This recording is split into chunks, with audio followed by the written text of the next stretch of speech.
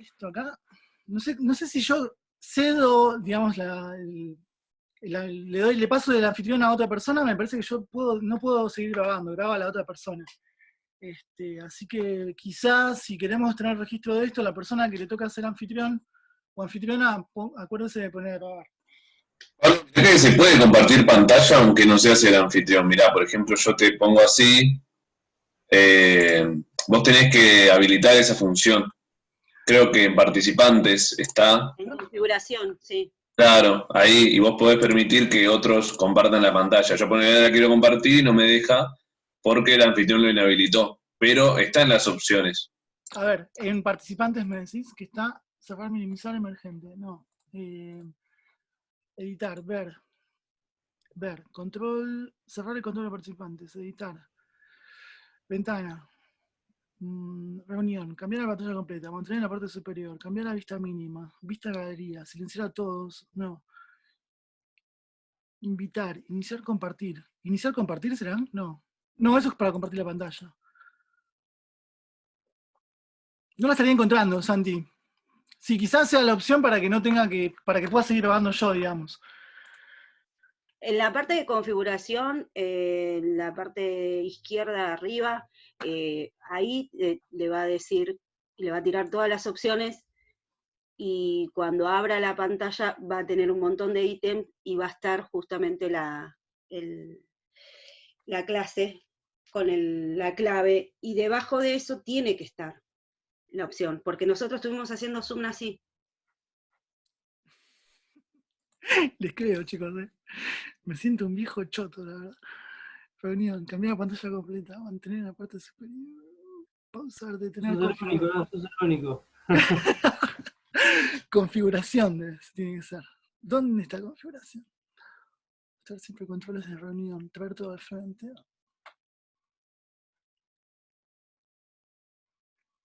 Bueno, ¿saben qué? O sea, ahora voy a pasarle el mando de anfitrión a la persona que necesite compartir la pantalla. El próximo seminario lo estudio y lo hacemos, porque para no quitarle tiempo, digamos, al grupo que sigue. Cami y grupo, ¿quieren entonces? Julieta, habilitame para ser hospedador, porfa. Listo, ahí va para Julieta. ¿Para qué te busco? Julieta Silva, más. Hacer anfitrión.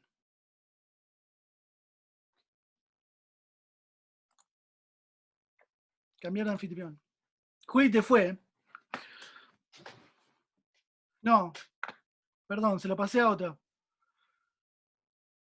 A Lautaro, profe, le pasó. Sí, te lo pasé a Lautaro porque se me movió justo la lista del chat de los participantes ahí. El problema es que ahora Lautaro es anfitrión y yo no puedo hacer nada. O sea, Lautaro, ¿estás ahí? Sí. ¿Me pasaría de nuevo o le pasás a Julieta? Pasale a Julieta directamente que ser anfitrión. O si querés compartirlo vos, Lautaro, como quieras. Como quieras. Es que sí. no tengo el power. ¿Cómo lo pasás para anfitrión? En la lista de los participantes tenés que buscar a Julieta. A ver.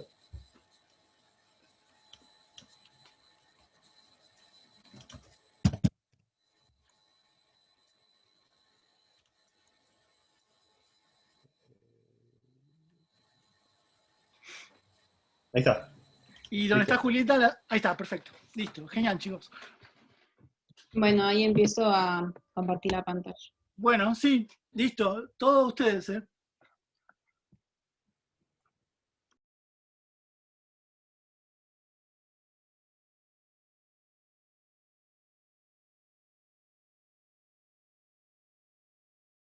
¿Se ve? Sí, se ve perfecto, Juli. Sí, se ve bien. Bueno, hoy.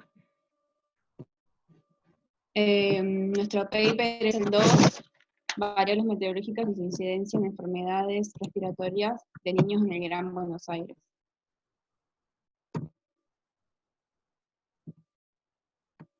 Bueno, el objetivo que tiene este trabajo es conocer la distribución de los pacientes menores o iguales de 14 años con enfermedades respiratorias en el Gran Buenos Aires. en el periodo de agosto del 2004 hasta agosto del 2011. El trabajo duró 7 años de investigación. Y al mismo tiempo realizar una aproximación de la relación que existe entre las condiciones atmosféricas y estas patologías. Se utilizaron los registros de pacientes de la empresa Ayuda Médica. Esta empresa es una prestadora de obras sociales que utiliza un sistema de atención domiciliaria médica. Y también los datos diarios de la estación meteorológica de Seiza, que es esta estación.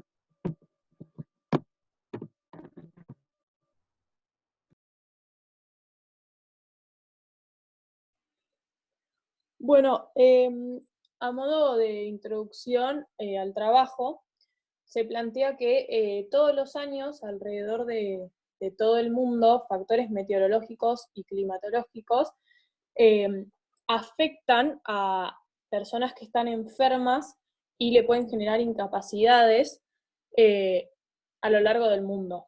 Hay más de 1 millón de personas que sus síntomas aumentan a partir de distintas variables meteorológicas, que pueden ser la temperatura, la humedad o la presión.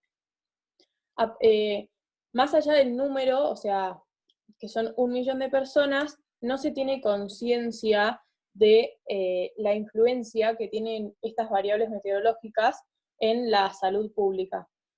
Entonces, a partir de ese trabajo, lo que se quería generar es conciencia y que plantear que si hay un buen pronóstico de eventos atmosféricos, se podría generar medidas preventivas y se podría disminuir la morbilidad, o sea, la cantidad de personas que se enferman de estas enfermedades que se las denomina meteorotrópicas. Las enfermedades meteorotrópicas son aquellas, como ya dije, que las personas ya están enfermas, pero sus síntomas aumentan, o se pueden encontrar síntomas nuevos.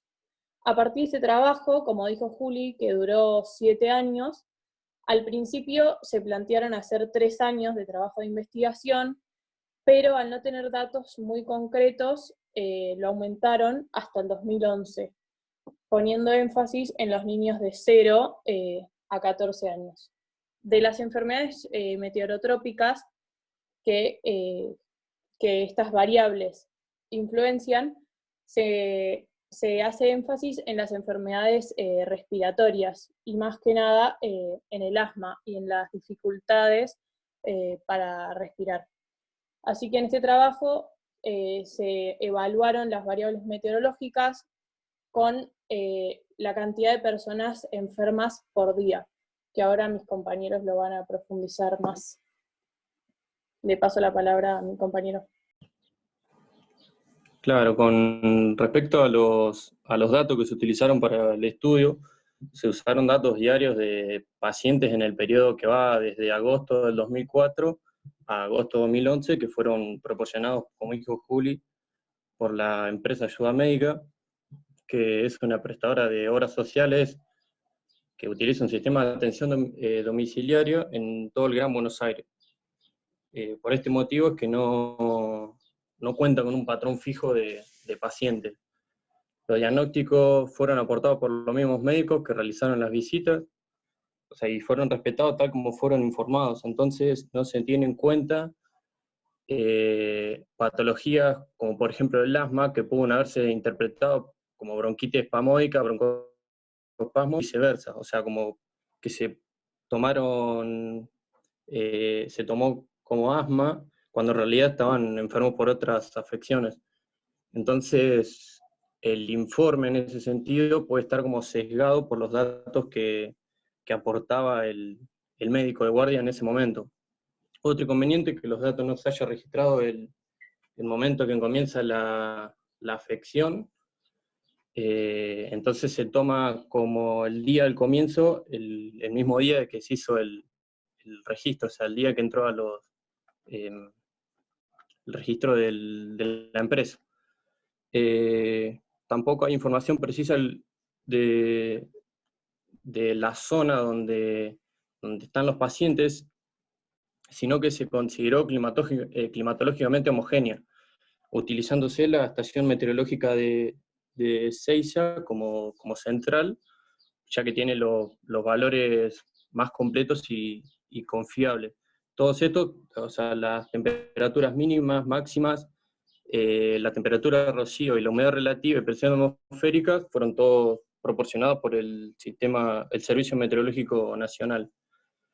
Y bueno, los campos medios y anomalías de altas geopotenciales se tomaron todos en la medida de 1000 hectopascales, tomadas a las 12Z, y que se obtiene a partir de las salidas gráficas del National Center of Environmental Protection, que fueron todos datos que se obtuvieron a partir de la página de la empresa, del centro este. Y están todos determinados sobre unos puntos de grilla de 2 por 5 por 2 por 5, que un periodo que se calcula en unas anomalías neopotenciales que corresponde del 1980 al 2010. Bueno, y esto, bueno, después los chicos van a hablar un poco de los resultados que se dieron en el trabajo.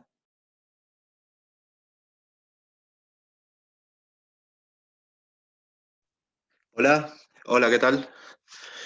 Bueno, los primeros resultados que se obtuvieron, en este caso estamos, viendo uno de los gráficos, creo que a mi punto de vista uno de los más importantes, son en cuanto a cantidad de pacientes entre las edades de 0 y 14 años y la frecuencia, ¿no?, de visitas según la estación del año, ¿no? Acá podemos ver en este gráfico que, los puntos máximos se dan en los meses de invierno, en los meses más fríos, ¿no?, bajando en los meses de verano. Y la línea azul corresponde a aquellos pacientes, a los niños, a los bebés, ¿no?, de 0 a 1 año de edad, ¿no?, los que todavía no llegan al primer año de vida. Esto, es comprensible, ¿no?, es la edad más crítica, ¿no? Y los que tienen más frecuencias son del intervalo que va entre 0 a 4 años. Esos son los momentos más críticos, las edades de 0 a 4 años, y se presentan en un 70% comparado con el resto de las edades en los meses de invierno, ¿no? El resto de 5 a 14 años son pacientes que van a lo largo de todo el año. También tienen mayor concurrencia en los meses de invierno. A ver, en el próximo gráfico.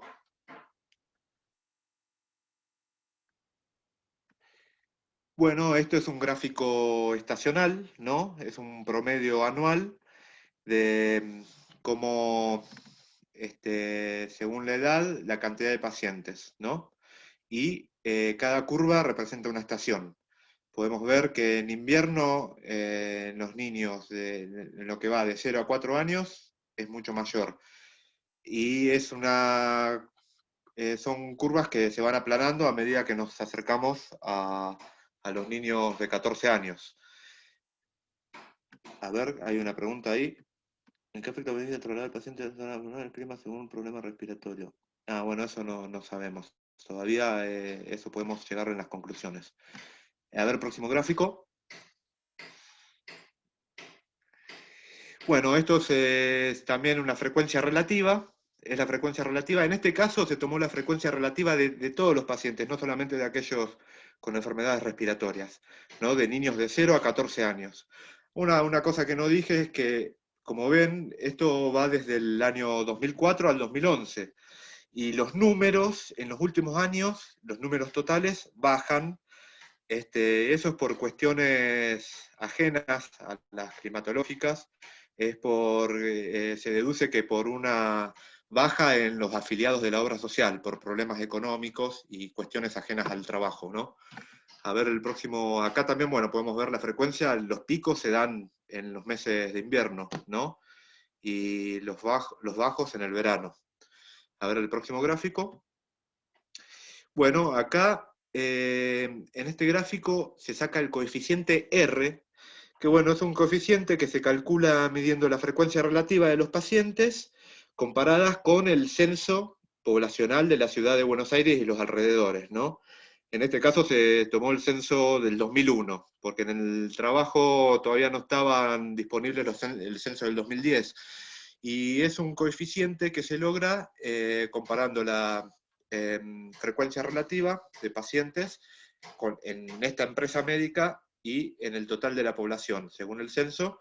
Y como vemos, el intervalo de 0 a 4 años es mayor a 1, y cuando R es mayor a 1 significa que es un número que está por encima de la población total, ¿no? Y después, bueno, de 5 a 9 y de 10 a 14, vemos que ese coeficiente baja notablemente. Y estos intervalos se tomaron para compararlos con los del censo. En los datos del censo del 2001 se toman en cuenta estos intervalos, de 0 a 4, de 5 a 9 y de 10 a 14. Y el próximo gráfico, acá, bueno, se tomó también el coeficiente R, pero por sexos. Acá se vieron los sexos en todos los pacientes, ¿no?, de 0 a 14 años, y podemos ver que hay una predominancia en el sexo masculino, ¿no?, en el número de pacientes. Y en el próximo gráfico, en los próximos gráficos ya tenemos las variables, que está medio borroso, las variables ya meteorológicas, ¿no?, como lo son, acá en los gráficos de la izquierda, en el negro, tenemos la distribución diaria de pacientes, ¿no?, en miles de pacientes, un montón. Y en los gráficos de la derecha tenemos la frecuencia relativa. Y qué lástima, está muy borroso. En temperatura, bueno, tenemos de izquierda a derecha las temperaturas mínimas a temperaturas máximas, ¿no? Esto de temperatura es temperatura media, ¿no?, en el primer gráfico. Y vemos que la frecuencia va de pacientes, la frecuencia relativa, va disminuyendo a medida que aumenta la temperatura. Abajo tenemos las temperaturas máximas y temperaturas mínimas, ¿no? También los intervalos de temperaturas máximas, temperaturas mínimas, y podemos ver el mismo patrón, ¿no?, que la cantidad, la frecuencia relativa de pacientes va disminuyendo a medida que aumenta la temperatura. Y en el próximo gráfico tenemos la temperatura del punto de rocío y la humedad y la presión atmosférica. Y podemos observar, bueno, en la temperatura del rocío también el mismo patrón de la frecuencia relativa, que va disminuyendo a medida que aumenta la temperatura, ¿no?, la frecuencia relativa de pacientes. Y en el caso de la humedad y de la presión atmosférica hay un leve aumento, es un leve aumento. A mayor humedad se registran más cantidad de pacientes, y a mayor presión atmosférica se registraron más cantidad de pacientes. Como verán, los gráficos son diferentes, ¿no? En uno es la distribución diaria y en el otro es la frecuencia relativa, ¿no? El otro está sujeto a la cantidad de días que hubo tal presión. Fíjense en el último gráfico, en el último de la presión atmosférica, de más de 1013 hectopascales, me parece, fueron de muy pocos días, pero hubo gran cantidad de pacientes, ¿no?, en esos días. Es el promedio de la frecuencia relativa. Y ahora siguen los datos ya más profundos meteorológicos con mi compañero, no sé quién sigue ahora. Buenas tardes. Acá lo que se obtuvo en estos datos, en estos resultados, mejor dicho, fueron las variaciones de las temperaturas, de la presión y la humedad, en los meses que se tomaron durante esos años, o durante el periodo que se estudió. Como se puede observar, son meses de calor y frío, para ir alternando, y tienen un máximo en el año 2007, lo que vendría a ser la temperatura, que llega muy para abajo, en la temperatura mínima sería de registro. Y después en el año 2009, con lo que vendría a ser la humedad, si mal no recuerdo, sí, la humedad. Después la diapositiva que sigue, por favor. Acá fue lo que se obtuvo mediante correlación lineal. La correlación lineal lo que hace es compara entre el número de pacientes y cada una de las variables que se eligieron, como fue la temperatura máxima, la mínima, la temperatura del punto de rocío, que es la TD, la humedad y la presión. Los números que se ven, que se observan, que son diarios o mensuales, cuanto más cercanos a 0, menor correlación hay. Casi, si estuviera en 0 sería una correlación nula, o sea, no tendría relación el factor temperatura, por ejemplo, con los casos que se registraron en ese momento, ya sea diario o mensual. Y después, bueno, cuanto más cercano a 1 es más perfecto, o sea, sería que la correlación es más precisa.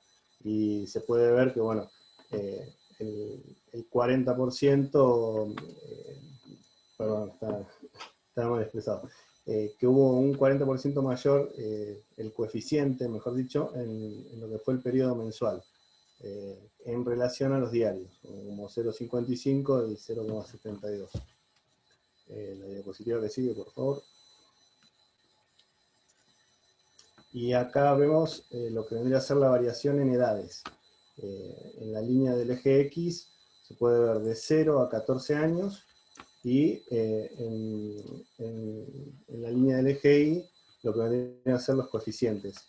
De 0 a 4 años vendría a ser la máxima amplitud de correlación, o sea, lo más lejano de 0. Y a medida que van aumentando en edad, se van acercando más a 0, entonces tienen más correlación. Perdón, tienen menos correlación, al revés. Y no hay mucho más que aportar. Otro método que se utilizó fue el de correlación mixta, o múltiple, que es el método de stepwise, en el cual se aplican múltiples variables. En vez de hacer uno con uno, se hace uno con varios, para poder obtener cuál de todos esos varios factores influye más en lo que se está buscando. Pero en las conclusiones se van a dar cuenta que no tiene relación por la forma en que se estudió, porque no se hizo algo puntual con pacientes determinados, sino que se hizo muy amplio. Creo que no me toca ninguna otra diapositiva.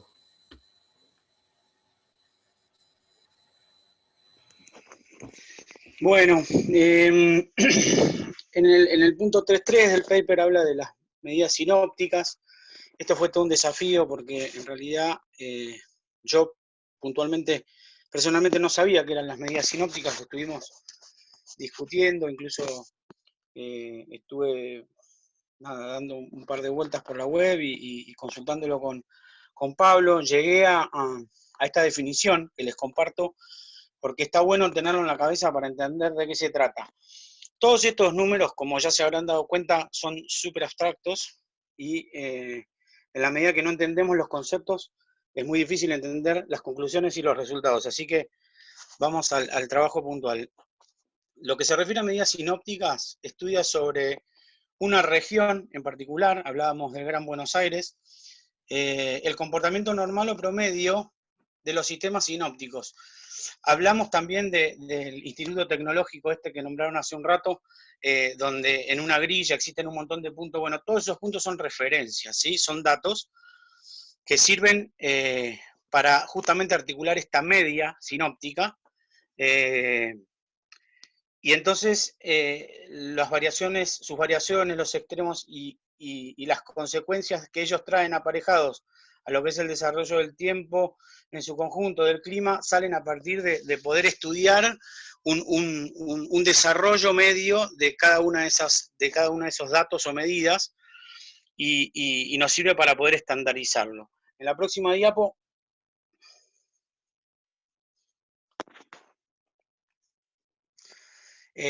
vamos específicamente a lo que fue el tema de las medidas sinópticas en el trabajo, y habla que en el presente aportado se comparan las medidas sinópticas en metros geopotenciales. No sé si todos saben qué son los metros geopotenciales, pero para ponerlo en sencillo es altura afectada por la gravedad. Eso es el metro geopotencial. Tiene alguna diferencia chiquita con lo que es la medida del metro, ¿sí? Pero lo que nos están haciendo referencia es este metro, digamos, servido por el tema de la gravedad, afectado por el tema de la gravedad.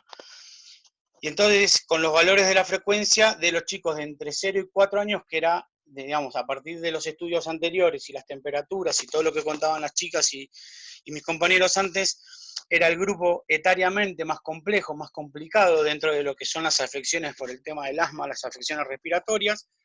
Entonces, se evaluó, digamos, todas las medidas de presión a una determinada altura, por esto entra a jugar este metro geopotencial, y en una única medida de 1000 hectopascales, lo que termina generando como si fuera un plano, digamos, en el mapa, que no es una única medida de altura, sino que va variando, tiene sus valles y sus cimas, pero son líneas de igual presión, ¿sí?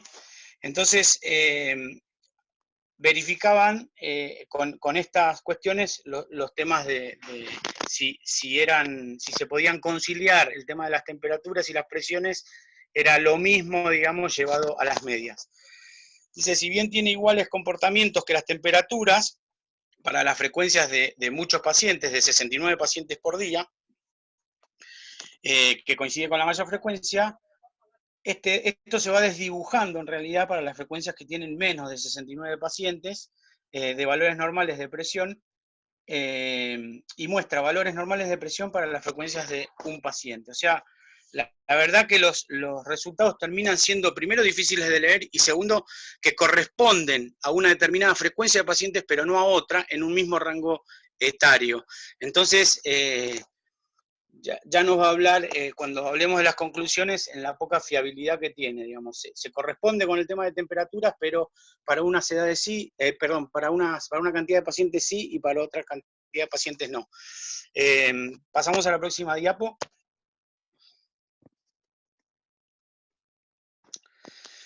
Y acá entra en juego un segundo índice, que es un índice de circulación. Yo, sinceramente, tampoco lo conocía.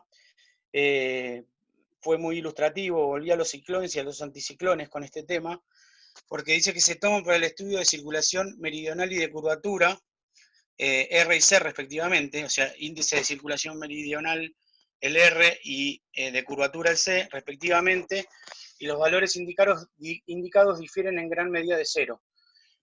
Para R mayores que cero se asocia con advección de aire frío. La advección de aire frío, si se acuerdan las clases de Pablo, cuando hablamos de los ciclones y anticiclones, son los vientos que se generan en superficie a partir del pasaje de alta presión a baja presión, de un anticiclón a un ciclón, que genera esa convección. Bueno, la parte de la convección que está en superficie, que genera un viento frío, se llama advección. Y entonces, bueno, empiezan a medir esas variables para ver si se asocian, si se corresponden con la cantidad de pacientes y frecuencia de pacientes en el objeto, digamos. Para C menores que cero, con el dominio de una alta en el país, a valores mensuales. A excepción de R aplicado en los valores diarios, las correlaciones fueron significativamente distintas, que es más o menos lo mismo que pasó con el índice anterior, y los resultados son consistentes con valores de correlaciones entre N y temperaturas, así también como las situaciones medias mostradas en el inciso anterior. Para algunos sí, para otros no. Bueno, pasamos a la próxima diapo y ya vamos a empezar a cerrarlo.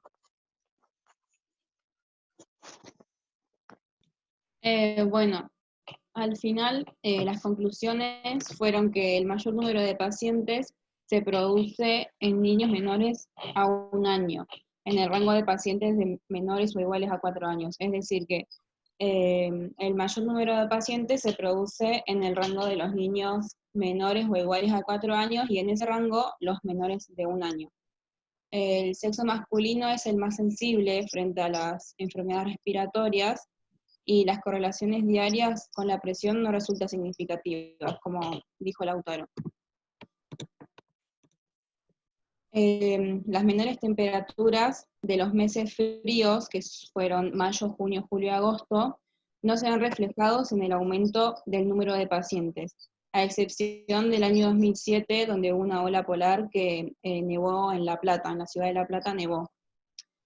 Se utiliza el método stepwise para determinar valores esperados de pacientes diarios y mensuales, pero no detecta los casos extremos. Entonces se estima que estos casos extremos son producidos por otras causas ajenas a las variables meteorológicas que se utilizaron en el trabajo. Fin. Quedan dos conclusiones. Una de ellas es que lo que contaba Rodri de las correlaciones con el índice de circulación son distintos a 0, entonces tampoco son significativas, ya que solo significan con los valores mensuales. Y después, como para cerrar el trabajo, los resultados obtenidos en este trabajo son una aproximación al problema resuelto, ya que faltan muchos datos en la base de datos de este paper, porque faltan datos como la contaminación o la primera hora del síntoma del paciente, o datos más específicos para poder sacar una conclusión también más específica. También cabe aclarar que se basa en lo que son consultas, y lo que trataba de aclarar también en el paper era que los padres primerizos por ahí, al no tener conocimiento de cómo pueden desarrollar los síntomas respiratorios los hijos, acuden enseguida al médico ante cualquier síntoma por la preocupación, y eso ya quedaba sentado, era algo que quedaba registrado. Como que no es muy fiable el método que utilizaron, lo que decía Camila, para hacer el seguimiento. Como que tendría que ser algo más, un seguimiento más individual, elegir un paciente, saber qué condición tiene, cuántos años tiene, todos los datos necesarios, y ahí poder sacar una mejor conclusión.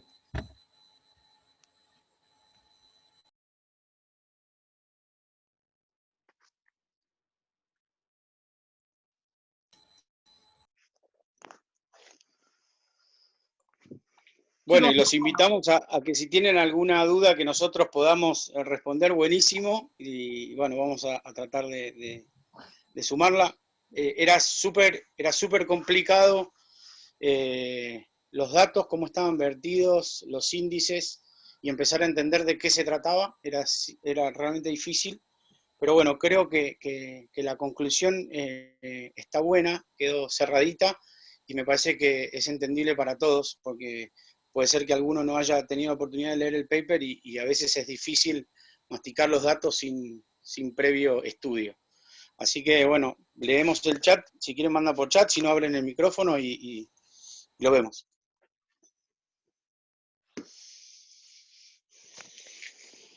Había dejado ver una pregunta, ¿en qué afecta o beneficia trasladar el paciente a otra zona por el clima según su problema respiratorio?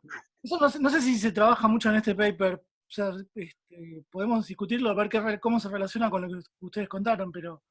No era que digamos, no era que había una diferencia, sino que los datos que se tomaban eran de una sola estación meteorológica, entonces ellos ciñen, digamos, el estudio a Buenos Aires, pero no es que tienen claramente definido que es gente de Buenos Aires, a eso se refería, no era que estaban trasladando pacientes, digamos, sino que los datos estadísticos que ellos toman son de un área definida, y entonces lo aplican a la cantidad de gente que tiene la obra social en ese área geográfica, pero que claramente puede ser que en otro área no tenga correlación. A mí particularmente lo que me da la sensación es que, y lo hablábamos con los chicos mientras hablábamos en los Zoom de este tema, es esto, ¿no? De por ahí, que están buenas las conclusiones, son simples, la forma de llegar son súper complejas y requieren un estudio bastante importante, pero que al mismo tiempo, como ellos mismos concluyen, de hecho en el paper, no son concluyentes ni tienen una correlación demasiado directa con los factores, variables e índices que eligieron para estudiar. Sí queda claro, a ver, sí es muy clarificador en cuanto a la edad de los pacientes con anomalías o problemas respiratorios, pero eso no sale del estudio en sí, sino que sale de una estadística general de los pacientes, digamos. Y nos preguntábamos cuán conducente es, cuánta fortaleza realmente tiene el estudio. Eso surgió entre nosotros, se los trasladamos, digamos. Luego de haberlo estudiado, seguimos con un poco con la misma duda, pero bueno, está interesante igual todo el estudio, la verdad que es súper pormenorizado, digamos. Sí, a mí me da la sensación de que hay gran cantidad de información, hay muchos gráficos, hay muchos resultados, hay resultados que claramente muestran patrones.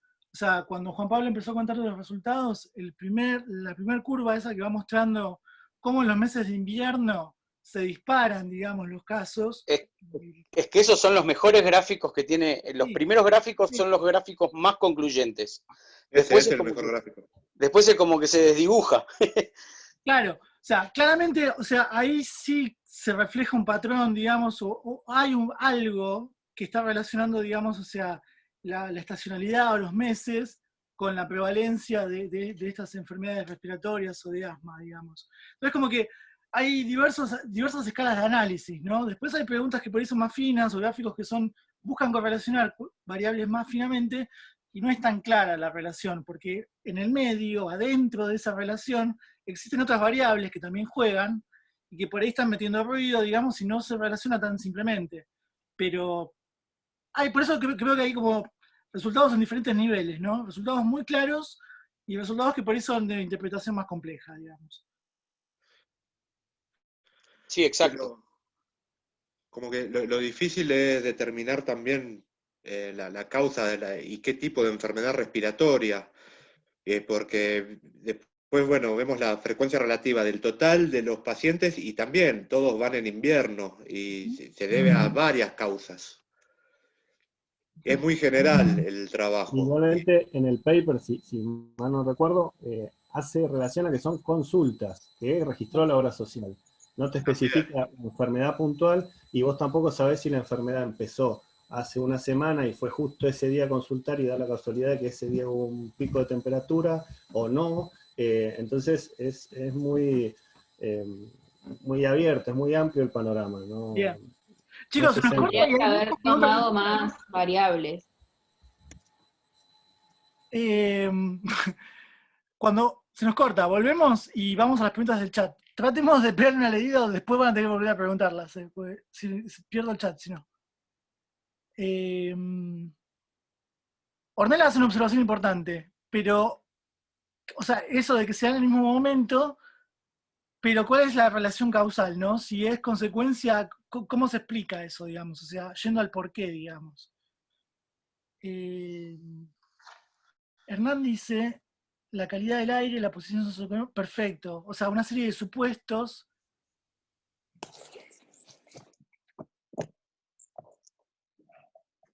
Claro, porque ahí no te dice qué tipo de enfermedad es. Bien. Bien. Cortamos acá, volvemos y vamos a estas consultas, así las seguimos discutiendo entre todos.